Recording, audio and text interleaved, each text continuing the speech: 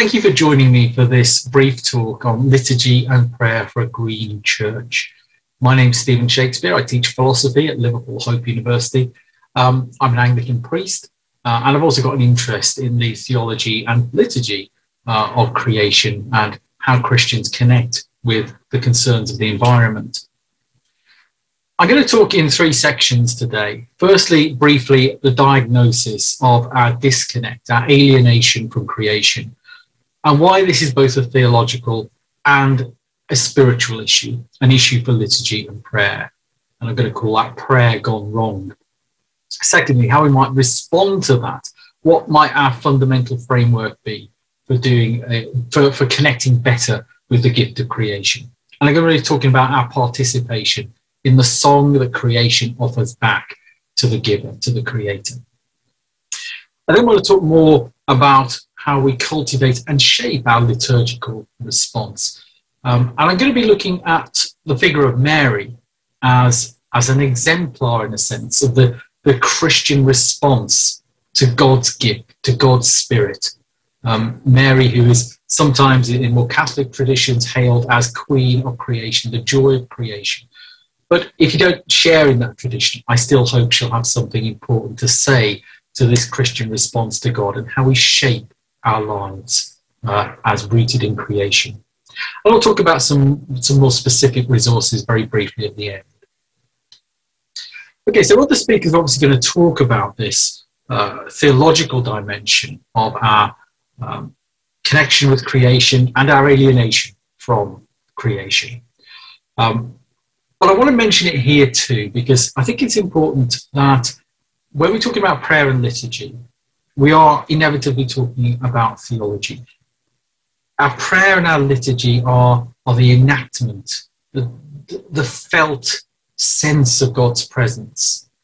It's through prayer and liturgy that our theology is made and expressed.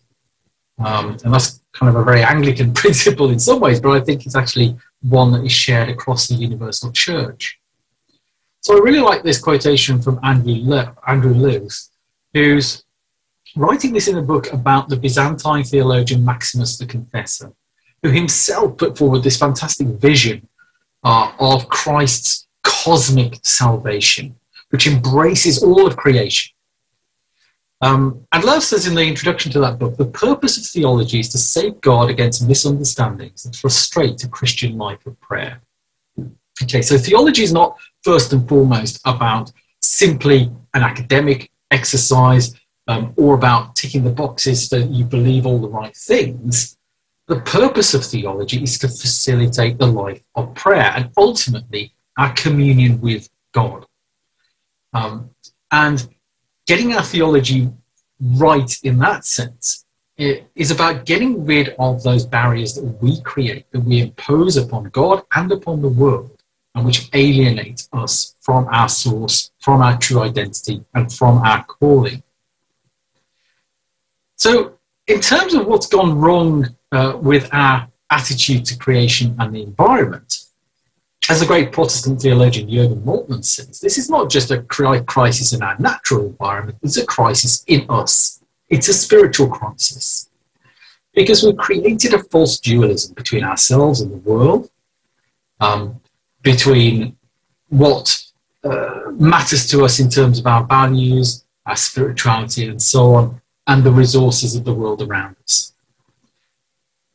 It's perhaps always been the case, always been a temptation of ours to separate ourselves from the world, from the physical world, and try to find freedom in a kind of spiritual liberation away from our fleshly nature. I think it's become even more embedded, ironically, as we move into more secular times in the last couple of hundred years, because that dualism between the human being as conscious, thinking, and rational and in control has only become accentuated.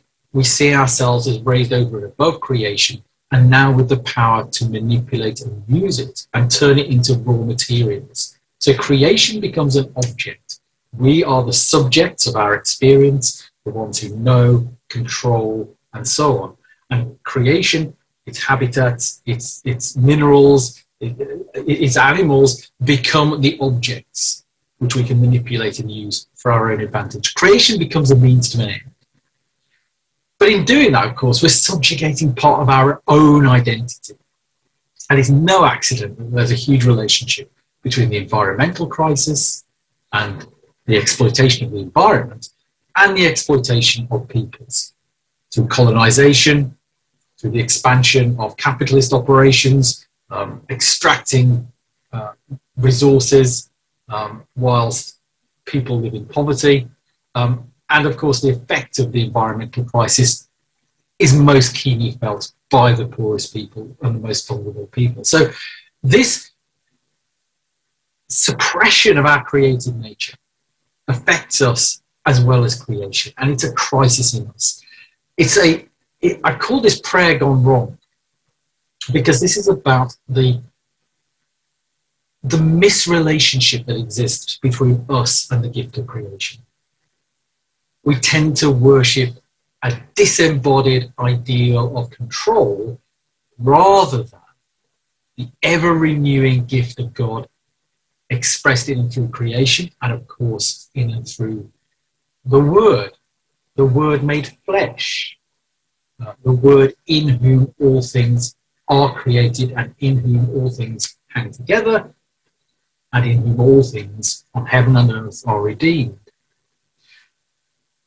To reconnect with that is an issue for both theology and prayer, or a prayerful theology, if you like. It's about reconnecting with the source of our true identity. Pope Francis wrote an extraordinary encyclical letter called Laudato Si on care for our common home. And I recommend that to anybody who's interested in thinking about the value of creation and the nature of creation as gift and communion. And he quotes the Orthodox Patriarch Bartholomew in that encyclical, saying that Christians are called to accept the world as a sacrament of communion, as a way of sharing with God and our human neighbours on a global scale. Well, clearly there are theological, political and ethical dimensions of that, but note how it's rooted in this idea of the world as a sacrament of communion. This is, at its heart, a liturgical and prayerful attitude to creation. And without that right spirituality towards creation, we're not going to solve the fundamental environmental problems that we face, without solving the problem of ourselves, of our broken relationship with creation and with the God who is its ever-renewing giver. So just moving on from that, if you like, that diagnosis, the kind of alienation we set up, the false dualism we set up between ourselves as controlling subjects and the world as a sort of inert object, which is a means to an end which we manipulate, control and exploit without regard for its inner integrity, its God-given worth, or its capacity to draw us into communion with the mystery of God. If we're going to correct that, I think we need to see that creation is not simply an object out there, but a dynamic unfolding of the mystery of God's relationships, in which we are a part. Creation is not an event that happened in the past, but an ever-renewed gift. And theologically, creation is Christological. I've already alluded to that passage from Colossians 1, where constantly the refrain is all things are made in and through the Word, in and through Christ. In him all things hang together. In him all things are redeemed. The first chapter of John's Gospel, I think, would be another great place to think about that, the connection between incarnation, the centrality of Christ's giving, and the creative world. It's spirit-led. The Spirit who hovers over the waters at the beginning of creation. The Spirit who renews the face of the earth, Psalm 104. The Spirit who prays within us, even as we are rooted in a creation that itself yearns for liberation alongside us, in Romans 8. It's missional in the sense that it is about the healing of the world and the healing of our sinful natures through that synergy, that coming together, that cooperation between God and creation. I mean, there's lots of passages here we could think about that outworking of God's mystery and grace in and through creation, and through creation's response to God. I've listed a few out there on the slide for you. These great visions of a new creation. The temple in Ezekiel, for example, where rushing out from the temple is this great river echoing the Garden of Eden. And there's this wonderful tradition, of course, that sees the cross of Christ as the tree that gives life, as opposed to the tree of Eden, where we lost life because we wanted to make ourselves into little gods and take control.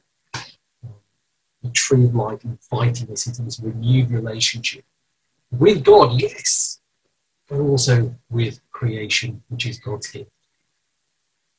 I think this kind of dynamic sharing in the life of God, and this is what, for me, makes creation liturgical. Over and again, we see creation offering a song of praise back to God. It's not just inert, it's not just stuff, it's not just the backdrop for human action.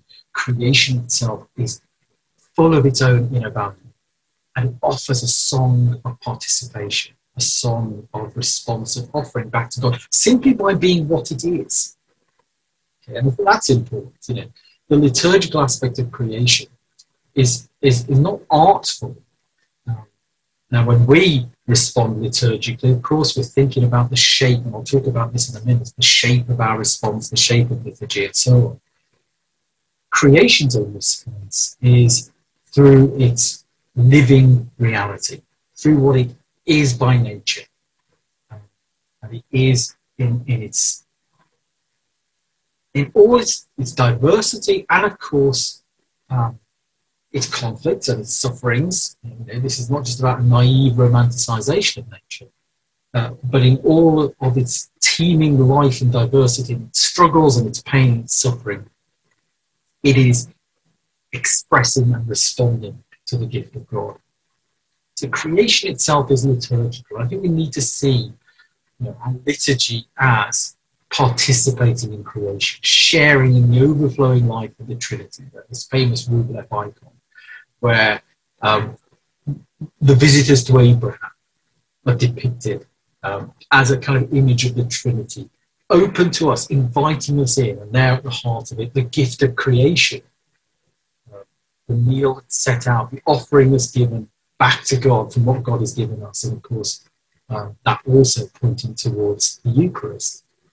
So when we're doing liturgies that connect with creation, we don't just want to do services about creation, not just didactic services about creation with some nice words. Nice words are important, but that's something that actually moves us into a new connection with creation, that overcomes these false dualisms between spirit and matter, between word and sacrament, which I think is something that has disfigured, of course, historically, our divided Christian traditions. This kind of idea that there's some sort of split or tension between word and sacrament, when in fact the word made flesh is the great sacrament of our redemption.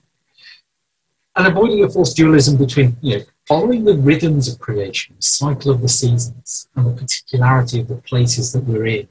At the moment, enjoying a lovely spring day, but of course before this has been like the hardness and the dampness of an English winter and an early spring to deal with. But all of that is part of creation's dynamism.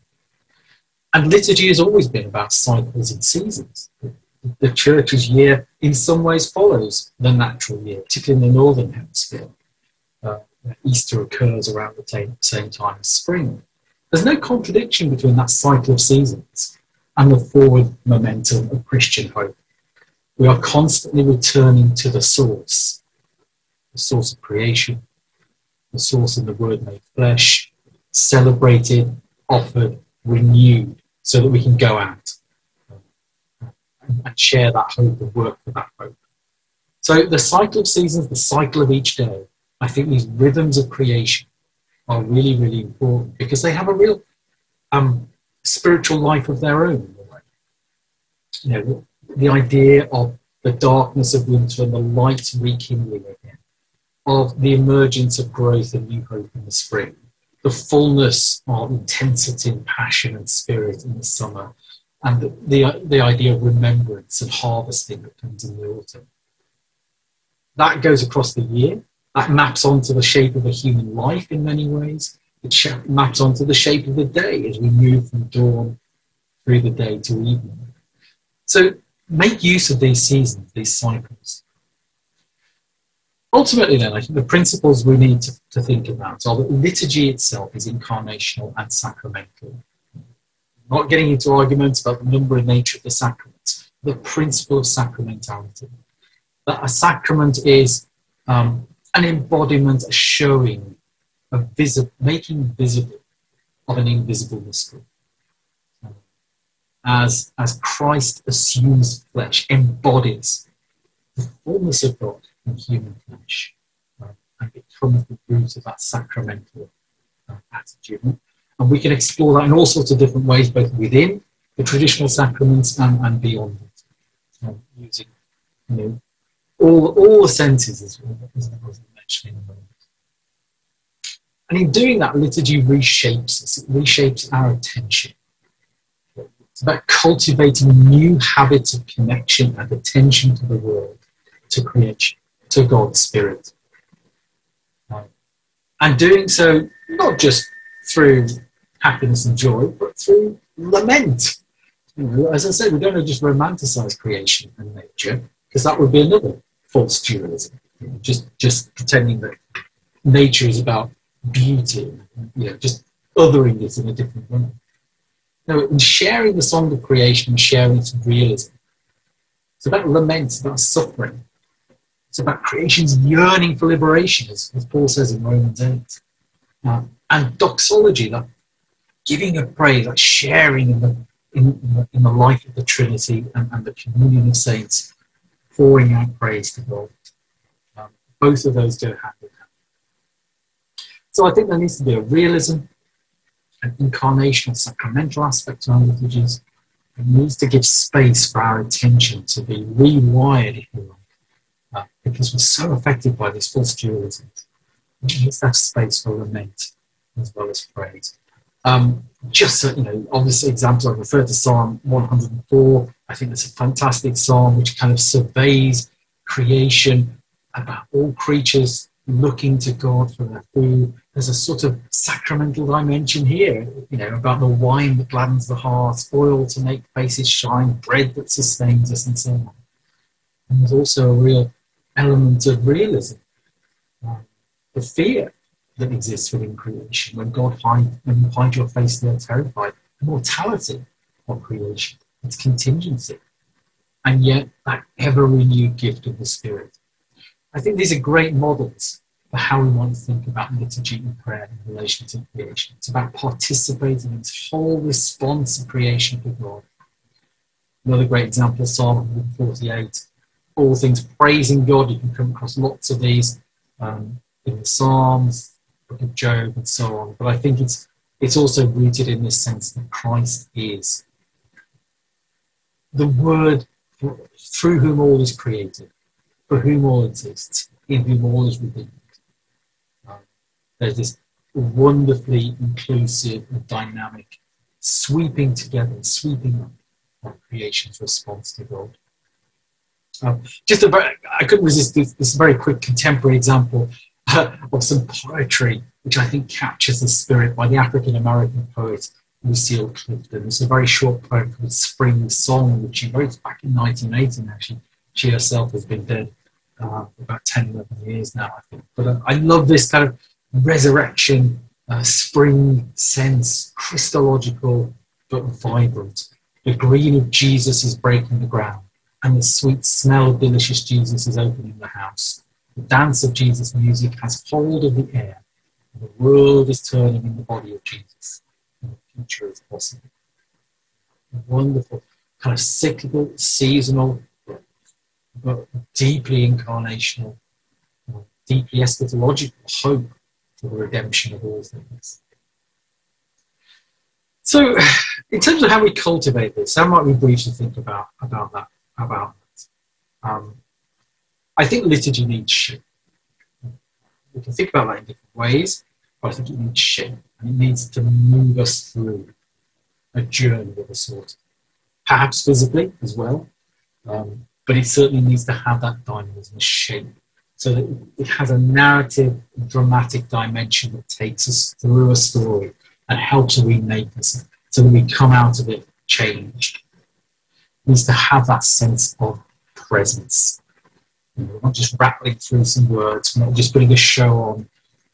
It's not just didactic, there's a place for teaching. It's not just that. It's actually shaping us at a much more deeper level. Gregory Dix famously wrote a book in, I think, the 1940s, The Shape of the Liturgy, which was very influential on the spread of communion, parish Eucharist, parish communion movement. And he broke down liturgy according to 4 key moments: offering, prayer from response, like breaking, thinking Eucharistically, particularly breaking the bread and communion. You can see how that kind of takes you on a journey. Now, of course, there's been lots of historical debate about whether Dix's view really does reflect historically the traditions of Christian liturgy universally. But I think he's onto something, especially that kind of integration of the moment of offering. We can be a bit nervous about this. And what have we got to offer God? Of course, we don't have anything to offer God that God hasn't given us. And yet that's what we offer. We offer what God has given us in recognition and gratitude and joy and celebration at what God has given us. Because we offer all that we offer. And that just can't be about us as human beings isolated from the world. We offer creation back to God, as we do in the Eucharist. Now, can we relate this idea of a shape to liturgies of creation? Well, I think we can, and I think there's already so much there in what Dix is saying, in Eucharistic liturgies, if we thought about them imaginatively in a new way, that relate to liturgies of creation. I just want to take a little alternative view here by presenting Mary as a figure who embodies this in many ways. Now, of course, Mary, unfortunately, herself has become a divisive figure in the history of Christian thinking. I hope we're coming out of that phase now. I hope the signs that both Protestants and Catholics are able to appreciate Mary's absolute vital importance to the history of our salvation, to the incarnation of Jesus, and how she can function as an icon, an exemplar of Christian response to God, and particularly of our cooperation with God's creative spirit and God's incarnation. She is, I think, the unity of creation's yes and humanity's yes to God. And that unity is Christological. It's rooted in and pointing to the Word made flesh. That's what Mary does. She points us to the Word made flesh, and she bears him both. Obviously, in bringing him to birth, he also bears his body. In his traditional depictions of the Pieta, Mary bears the crucified body of Christ as well. She bears that weight of God's gift to us. So what might we take from that notion of the kind of Marian response to God into the shape of the liturgy? Well, I think we could think of it in terms of these 4 categories. Listening. Mary listens. She listens to what the angel has to say. She ponders in her heart. She listens to the giver, to the creator. So that dimension of listening, contemplation, pondering, silence, I think is such an important element of prayer and liturgy. Simply to attend, to be attentive to nature and to what God is doing. She affirms, she says yes to God's Holy Spirit. God is not just going to storm in and force us to do what God wants us to do. God invites us into relationship. Mary's yes is crucial here. So to say yes to God, to say yes, is to say yes to the gift of the Spirit and the gift, therefore, of creation. It's to affirm this as gift and to commit ourselves to work in cooperation with the Spirit. And that leads on to this idea of enfleshing. We need to embody this response, body and soul. This is incarnation. And this is also about Mary's pierced heart, and a sword will pierce your own heart. She feels deeply both the joy and pain of incarnation and what happens to Jesus. And it's Pentecostal. If Mary is with the disciples as the gift of the Spirit is given. And that gift is what renews the Christian people, but also renews the face of the earth and gives birth to a new hope for the liberation of creation.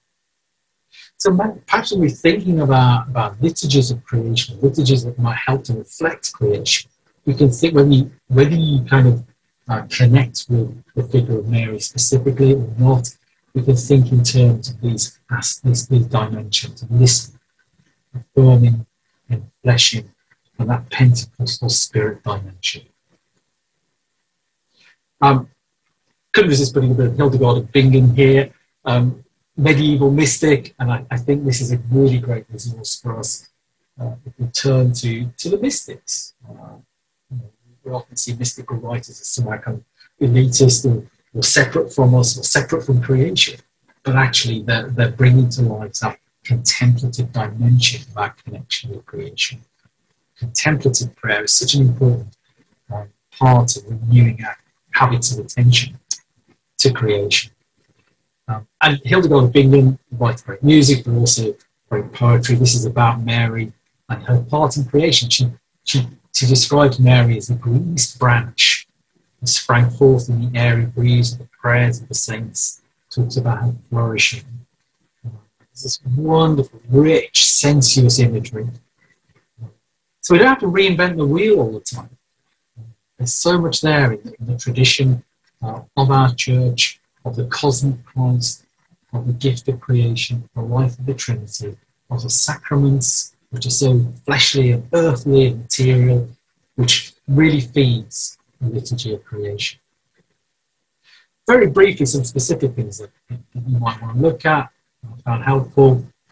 The Iona community, I think, has done a lot of work in this area. If you look at wild goose publications, you'll find lots and lots of different resources. They're trying to, if you like, rekindle the Celtic tradition in the church for today.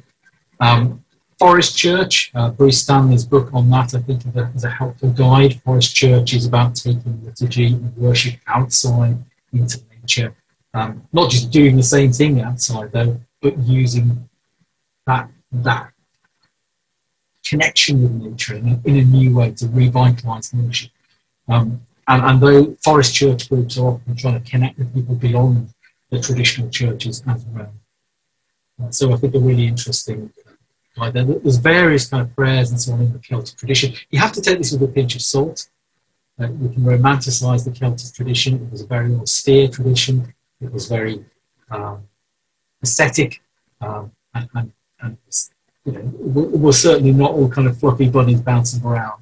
So I think that kind of harshness of the Celtic tradition sometimes gets left aside. But there are some great resources, David Adams' prayers, Tess Ward's Celtic Wheel of the Year, and so on. From a more feminist standpoint, there are news, Return Blessing, feminist liturgies. And there are lots of things on the Green Christian website, including more about Forest Church. So I really recommend you look at that. My own small contribution, the Earth Cries Glory, attempts to follow the seasons of the year and the seasons of the day, if you like, by offering simple prayers, morning, midday, afternoon, and evening, which follow that kind of rhythm of the seasons while relating it to the Christian story. Now, these are kind of just resources, they're books and so on, you can use and you'll find more yourself. I think the important thing is to get the rootedness of it right, to get the shape of it right. And really, you don't need any of those in a sense if we look carefully at scripture and tradition. If we're prepared to integrate into our liturgies these elements of poetry, maybe the poetry of scripture itself, or other works of poetry, which speak out of that gift of creation. Iconography, the visual. Obviously, music is such an important part of Christian worship anyway. Movement. And I'm not just talking, I don't necessarily mean anything too dramatic or uncomfortable. I'm not asking everyone to do interpretative dance or whatever. But simply sometimes moving through a church space helps to heighten that drama of the narrative of creation, and moving outside the church space as well. Through a landscape of grace is I think, a really helpful way of thinking about worship and silence. I mentioned that a few times. Fundamentally, our liturgies can be too busy, they can lack presence, they can be too didactic. We need silence. We need it to cultivate our attention in a new way. And on that note, I will leave you to a little bit of silence. I hope you enjoy the rest of the conference, and I hope that some, at least, of what I've said has sparked some thoughts in you.